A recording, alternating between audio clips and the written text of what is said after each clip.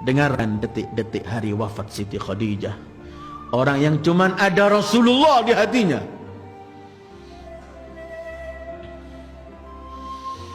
Hari itu beliau sakit, berbaring di tempat tidur yang paling sederhana, di kamar paling sederhana.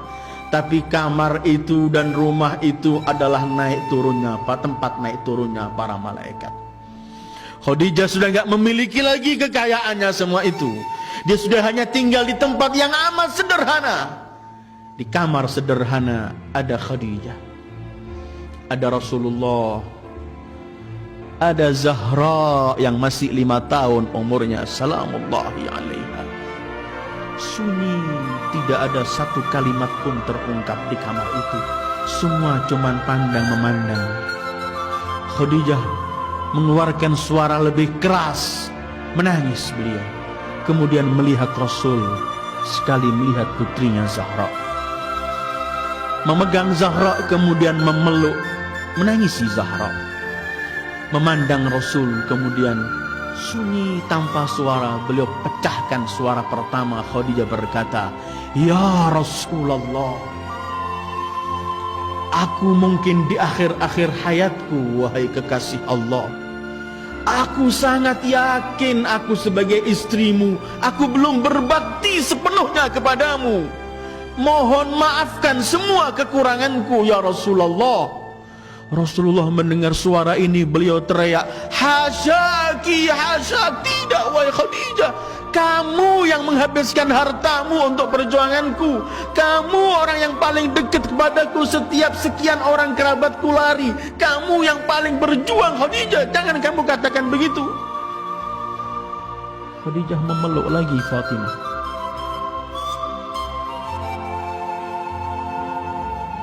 "Fatimah, ajalku telah tiba. Yang paling kutakuti wahai Fatimah adalah siksaan liang kubur. Fatimah, sampaikan pada ayahmu, aku ingin minta sesuatu, tapi aku malu, takut aku kurang ajar pada ayahmu. Bisakah aku ungkapkan langsung kepadamu supaya ayahmu enggak mendengar?"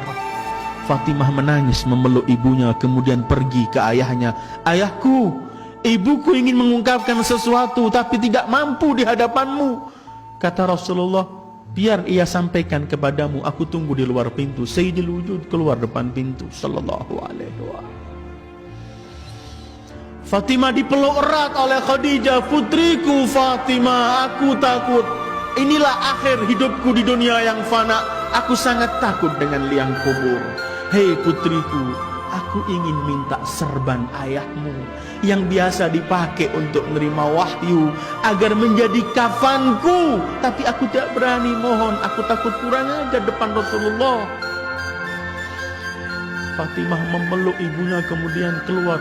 Khadijah yang menghabiskan seluruh hartanya untuk Rasulullah, menganggap belum berbuat sesuatu untuk Rasulullah dan mau minta serban saja kepada Rasulullah. Dia takut. Bukan artinya takut karena Rasul membentak, karena Rasul begitu, tidak. Fatimah keluar menyampaikan kepada ayahnya. Ayahnya kemudian datang, melepas serbannya, kemudian berkata, "Berkabar gembiralah engkau Khadijah. Berkali-kali Jibril menyampaikan salam Allah untukmu dan telah mempersiapkan istanamu di surga." Dalam riwayat bahkan saat itu Jibril datang dengan kafan, dengan 5 kafan yang pernah saya sampaikan ketika kita membicarakan Imam Husain. Salah satu kafan itu untuk Khadijah. Kemudian Jibril berkata, "Sampaikan salam dari Allah kepada Khadijah, biar ia kembali kepada Allah dengan kafan dari Allah." Dan kemudian diberi kafan serban Rasulullah sallallahu alaihi wasallam. Asma binti Umais datang, melihat Siti Khadijah menangis. Beliau berkata, "Istri Rasul, kenapa engkau menangis? Bukankah engkau istri Rasul?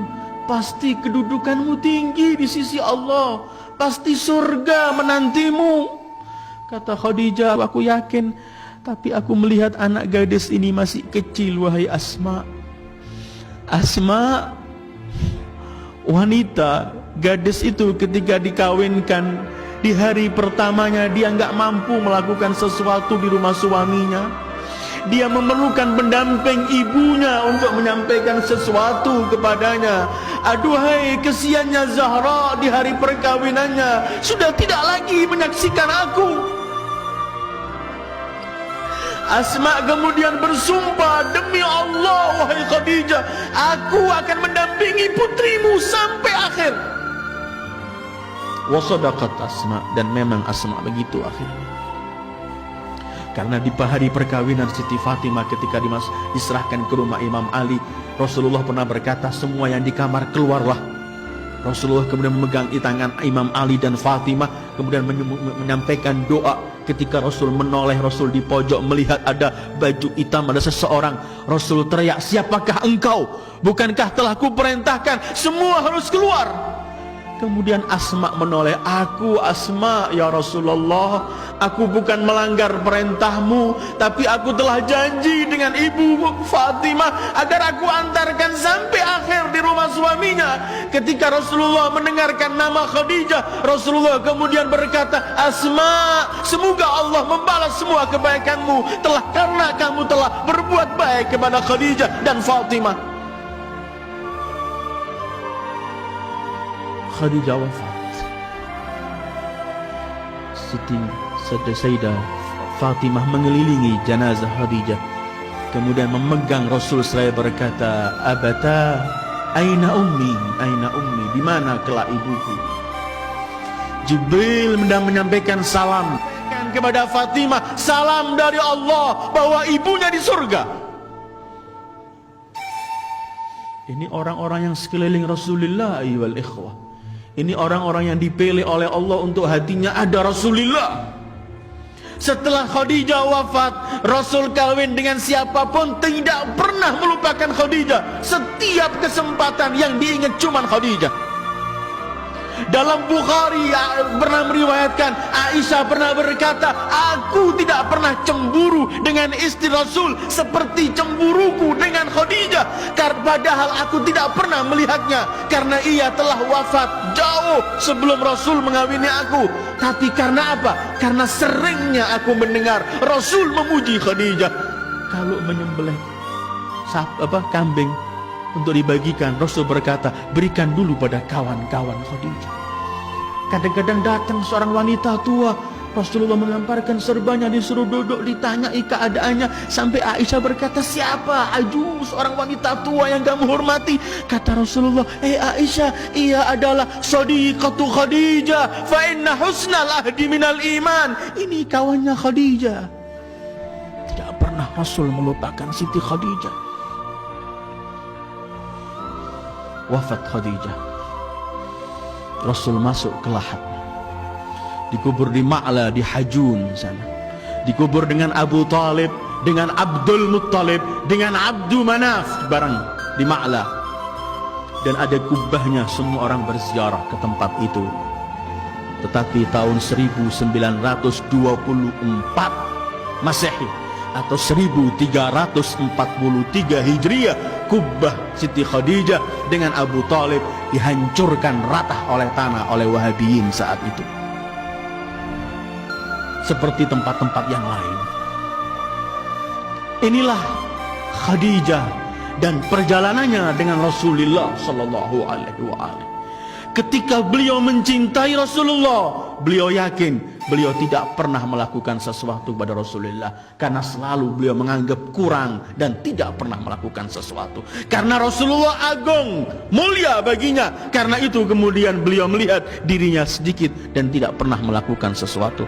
Ayyuhal ikhwah, inilah sekelumit mengenai Siti Khadijatul Kubra At-Tahirah. Mudah-mudahan kelak kita mampu menatap dan melihat wajah beliau ketika beliau bersama Rasulullah sallallahu alaihi wasallam. Beliau adalah Ibu Zahra. Beliau adalah Ibu Fatimah. Mudah-mudahan Allah memperkenankan kita untuk mencintai Rasul, mencintai Khadijah, mencintai Zahra, dan kemudian kita kelak wafat membawa cinta itu, dan kelak di akhir hati kiamat kita menatap, memandang wajah mereka dan memperoleh syafaat dari mereka. wa sallallahu ala khairi khalqihi Muhammad wa alihi ajma'in. Wassalamu alaikum warahmatullahi wabarakatuh.